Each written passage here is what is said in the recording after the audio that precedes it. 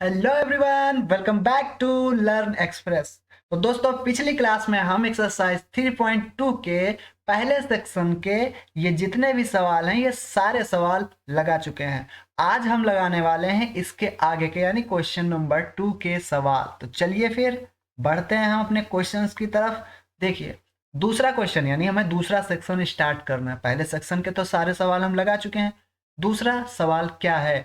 2x plus 3y बराबर 11 और 2x minus 4y बराबर -24 को हल कीजिए और इससे m का वह मान ज्ञात कीजिए जिसके लिए y बराबर mx प्लस 3 हो। तो इसको कैसे हल करना है? सबसे पहले हमको इन दोनों समीकरणों को हल करके x और y की वैल्यू फाइंड करनी है। उसके बाद में हमें क्या करना है, इस दिए हुए समीकरण में y बराबर mx प्लस 3 में y की जगह पे y का मान, x की जगह पर x का मान पुट करके रख के m का मान निकाल लेना है। बस इतना सा करना है। तो चलिए फिर सवाल लगाते हैं। देखिए, 2x प्लस 3y बराबर 11, ये है समीकरण नंबर 1। 2x माइनस 4y बराबर -24, ये है समीकरण नंबर 2। और इसको क्या करना है, हम प्रतिस्थापन विधि से लगाते हैं, क्योंकि प्रतिस्थापन विधि से ही तो हम सवाल लगा रहे हैं सारे। तो चलिए क्या करेंगे, समीकरण एक से क्या करेंगे, 2x बराबर हो जाएगा 11 माइनस 3y। 2x बराबर हो जाएगा 11 माइनस 3y। तो x की वैल्यू अब नहीं फाइंड करेंगे। यहां पर ध्यान से देखो, समीकरण 2 में यहां पर 2x ही है, तो हमें x की वैल्यू नहीं फाइंड करनी, डायरेक्ट 2x की वैल्यू निकल के आ गई है। इस 2x की जगह पर हम डायरेक्ट ये वाली वैल्यू रख देंगे। चलो लिख देंगे यहां पर 2x की वैल्यू, 2x का मान, वैल्यू नहीं, 2x का मान समीकरण 2 में रखने पर, ये लिख लेना सही से बढ़िया राइटिंग में। चलो रख दो फटाफट। समीकरण 2 क्या है, तो यहां पर रख देंगे 11 माइनस 3y माइनस 4y बराबर -24। ये हो गया। तो -3y और -4y दोनों माइनस के हैं, तो जुड़ जाएंगे, हो जाएगा माइनस का 7y -24। और 11 जो है प्लस का है, जब इस साइड में आएगा तो हो जाएगा माइनस का 11। फिर क्या होगा, फिर हमारे पास होगा माइनस का 7y बराबर माइनस का 24 में 11 जोड़ेंगे तो हो जाएगा 35। माइनस और माइनस कट जाएगा, y बराबर हो जाएगा 35/7। तो 7×5 = 35, 35/7 यानी 7 एकम 7, 7×5 = 35। y का मान आ गया हमारा 5। फिर y का मान समीकरण 1 में रखने पर, समीकरण 1 में रखने पर, किसी में भी, 2 में भी रख सकते हैं, 1 में भी रख सकते हैं, तो हम 1 में रख देंगे। चलो समीकरण 1 क्या है हमारी, 2x प्लस 3y बराबर 11, इसमें हमें y का मान 5 रखना है। चलो रखते हैं। तो यहां पर हो गया ये 2x प्लस 3y है, तो 3 × 5 यानी कि 15 हो गया बराबर 11। 2x बराबर हो गया 11 माइनस 15। 2x बराबर हो गया 11 में से 15 गया, यानी कि 15 में से 11 गया, कितना बचेगा, 4, वो भी माइनस का। तो x बराबर -4/2, 2 एकम 2, 2 दूना 4, तो x बराबर आ गया हमारा -2 और y बराबर क्या आया था, 5।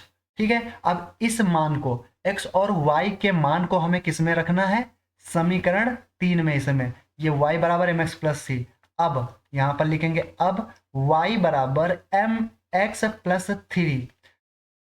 ठीक है, x और y के मान रखने पर, ठीक है, रख दो। y बराबर क्या है, 5, x बराबर क्या है, -2, यानी कि -2m हो जाएगा। m की गुणा -2 से कराएंगे तो -2m हो जाएगा, प्लस 3 हो जाएगा। उसके बाद में 3 का पक्षांतर कर देंगे तो इधर हो जाएगा 5 -3 बराबर -2m। तो 5 में से 3 गया तो 2 बचेगा और -2m। ठीक है, अब पक्षांतर कर देंगे तो m बराबर आ जाएगा 2/-2, यानी कि -1। m की वैल्यू आ गई -1, बस हमको यही निकालना था m की वैल्यू, वो हमने निकाल लिया। ठीक है, तो अगर वीडियो आपको पसंद आ रही है तो भाई वीडियो को लाइक कर दो, चैनल पर नए हैं तो चैनल को सब्सक्राइब करना मत भूलना, और बेल आइकन को भी प्रेस कर देना। ठीक, चलो अगला क्वेश्चन क्या है हमारा। अगला क्वेश्चन है तीसरा, कि निम्न समस्याओं के रैखिक समीकरण युग्म बनाइए और उनके हल प्रतिस्थापन विधि से ज्ञात कीजिए। हमें प्रतिस्थापन विधि से हल ज्ञात करने हैं इनका। ठीक है, चलो तो सबसे पहले पहला सवाल सेलेक्ट कर लेते हैं। क्या है, दो संख्याओं का अंतर 26 है और एक संख्या दूसरी संख्या की 3 गुनी है, उन्हें ज्ञात कीजिए। हमको दोनों संख्याएं ज्ञात करनी है, तो हम क्या करेंगे, माना माना पहली संख्या, माना पहली संख्या बराबर क्या, x, और दूसरी संख्या बराबर y। पहली संख्या है x और दूसरी संख्या है y, हमने ये मान लिया, क्योंकि गणित में मानना बहुत अच्छी चीज होती है, मान लिया करो। चलो, तो पहली संख्या x हो गई, दूसरी संख्या हमारी y हो गई। यहां पर हम क्या करेंगे, इन दोनों संख्याओं का अंतर 26 बता रहा है, तो हम अंतर का मतलब क्या है, x माइनस वाई बराबर 26 बता रहा है। x माइनस वाई बराबर 26, ये हो गई समीकरण नंबर 1। x में से हमने y को घटा दिया तो 26 आ गया। ठीक है, यही तो बता रहा है। फिर क्या कह रहा है, एक संख्या दूसरी संख्या की 3 गुनी है। जो एक संख्या है वो दूसरी संख्या की 3 गुनी है। जाहिर सी बात है, जो ये संख्या है, एक संख्या ये बड़ी होगी, दूसरी संख्या छोटी होगी, तो इसमें बड़ी संख्या कौन सी है, x। तो यहां पर क्या होगा, x बराबर 3y के बराबर हो जाएगा, है ना। बड़ी संख्या छोटी संख्या की 3 गुनी कर दी हमने, तो x बराबर 3y आ गया। समीकरण 2 समझ लो। अब सीधे सीधे ये x का मान देखो y के पदों में आ ही गया है।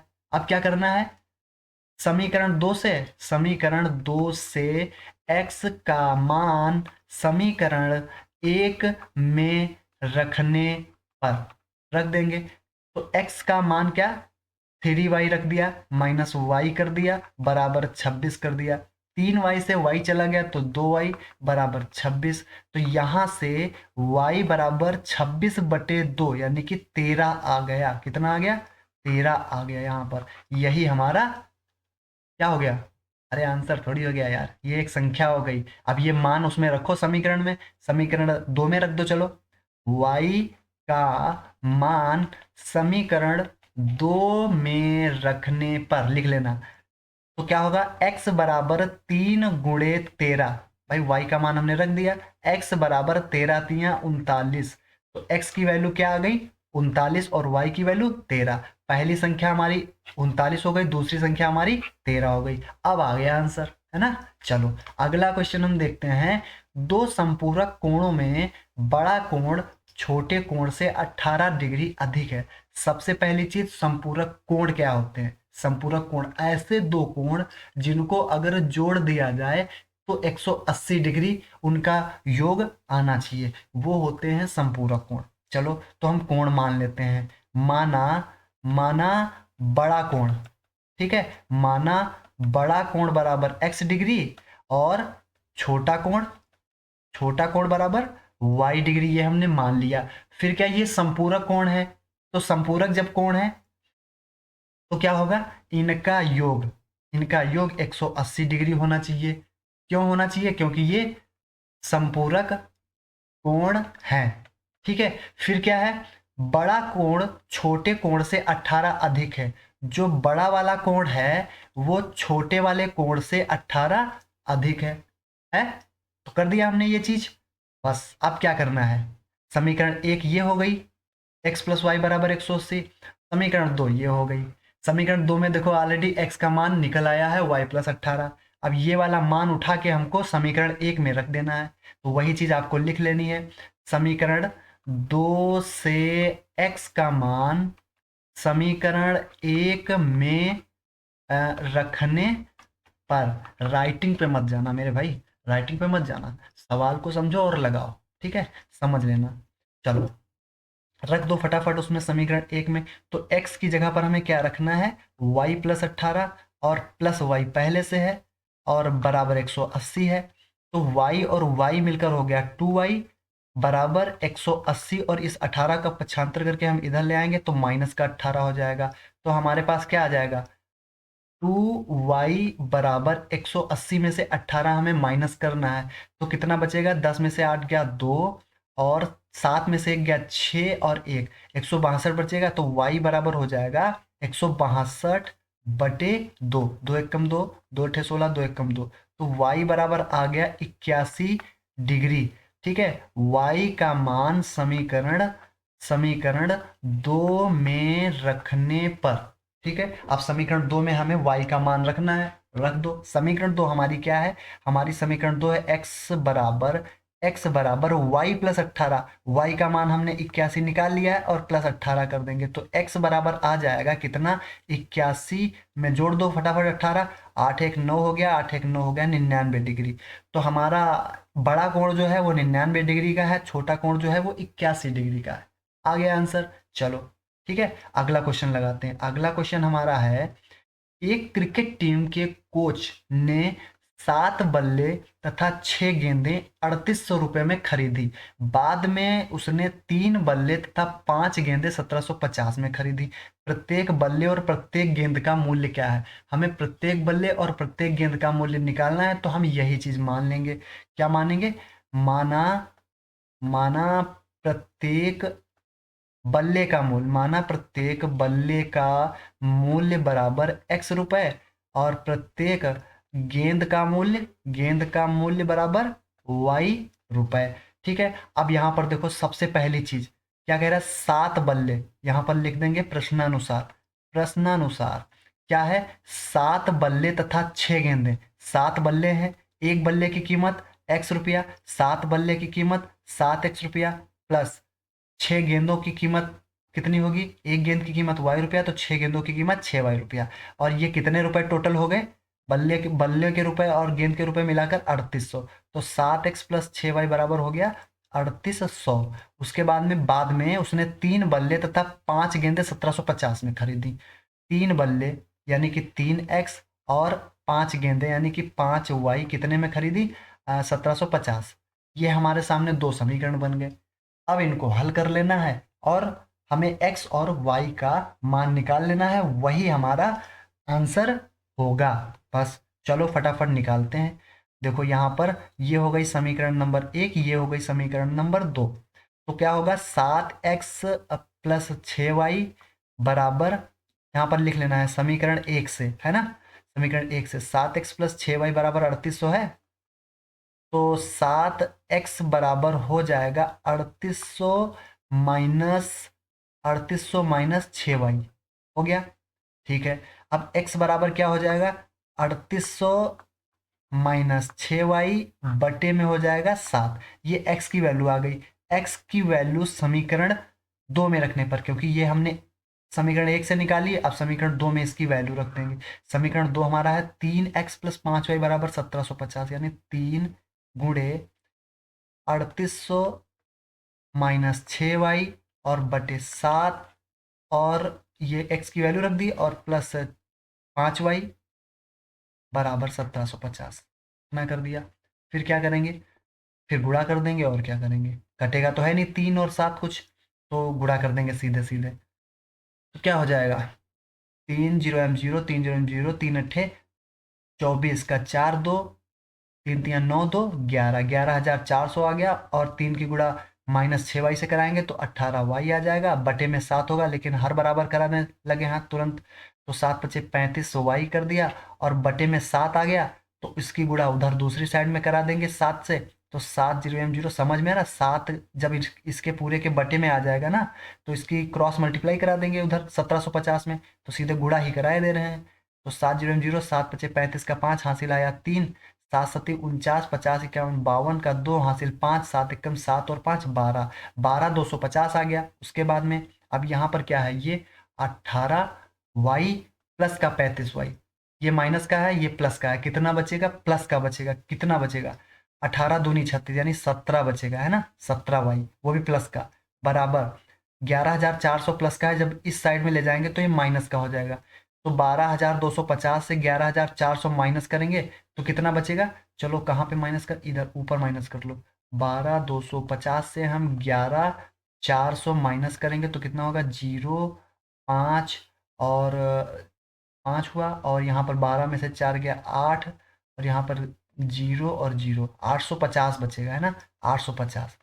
तो 850 बचा, 17y बराबर, तो y बराबर हो गया 850/17, 850/17 कितना होगा, 17 एकम 17, 17 पच्चे 85 ना,